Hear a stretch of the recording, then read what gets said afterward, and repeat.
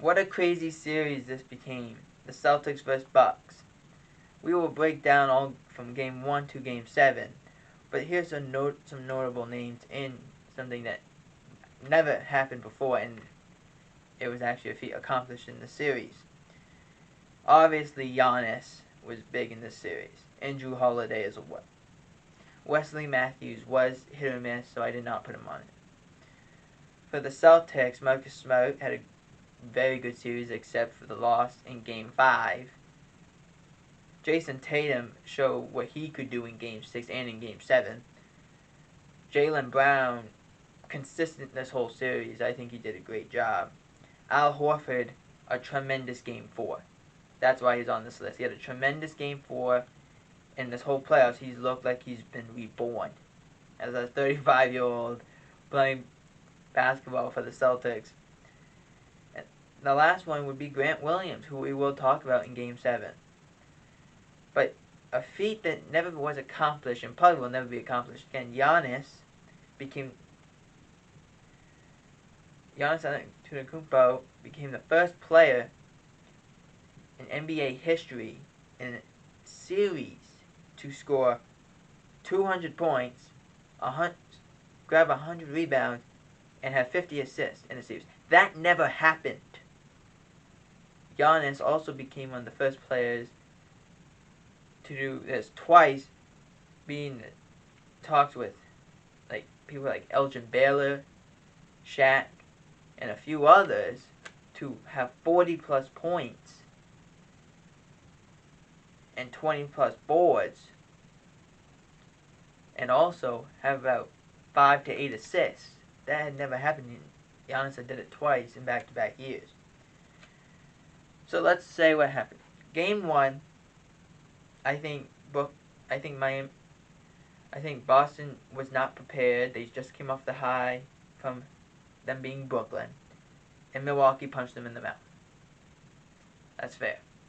Game 2, Boston retaliates, and they end up playing down to the minutes that they could, and they won. So that was Game 2. So they split in Boston. Milwaukee in Game 3 takes over. Boston was making mistakes. Milwaukee capitalized. Obviously, Giannis having great games within those 3 games already.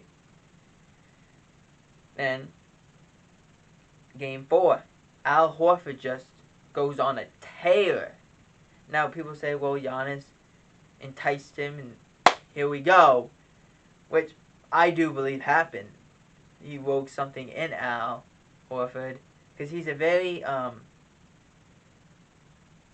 non-emotional guy in terms of playing basketball. He's very calm and calculated. He just doesn't. You don't see anything. He's not very much showing all of his emotion. And then he ends up, when Giannis did that, Horford ends up going and dunking on Giannis, and in the same time, kind of elbows Giannis in the face, which was purely accidental. But you could just see the emotion come out of Al Horford. And then in Game 5, Boston let that one get away from them. Boston had them, down 14. Milwaukee comes back and ends up winning the game. And that left a bad taste in the mouth for Boston. So in Game 6, Boston came out guns blazing. They were like, okay, here we go. And they took over that game. And by who took over, I mean Marcus Smart took over. He was nailing shots. Jaylen Brown was nailing his shots. But Jason Tatum had a great game. 46 points. He was just dominating everyone. But he had a great game. He ended up, I think he went 7 for 7 for 3-point attempts and 3-point shots made. Like, that was insane. But he took over the game. He definitely did. Game 7, I think, was the difference. I think Giannis was tired. he had to carry this team to a Game 7. And Boston was just beating him down. And he didn't have much help from Drew Holiday. Or sometimes Drew Holiday was the only person helping him. And Wesley Matthews wasn't making his shots. Brook Lopez had a great first quarter, and so did Giannis. But after that, Giannis looked non-existent the whole rest of the game because, and he still had a good game. Still had an unbelievable game. Almost had a triple-double.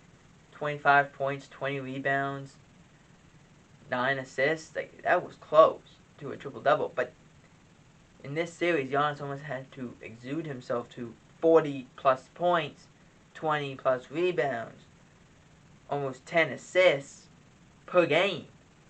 So he was gassed. And with no Middleton, that made that impossible for him.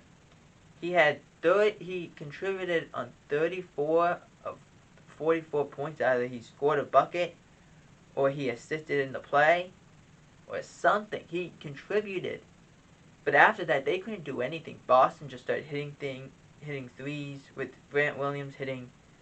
I think Grant Williams went 7 for 18 for 3-pointers because Milwaukee just left him open, and he kept shooting.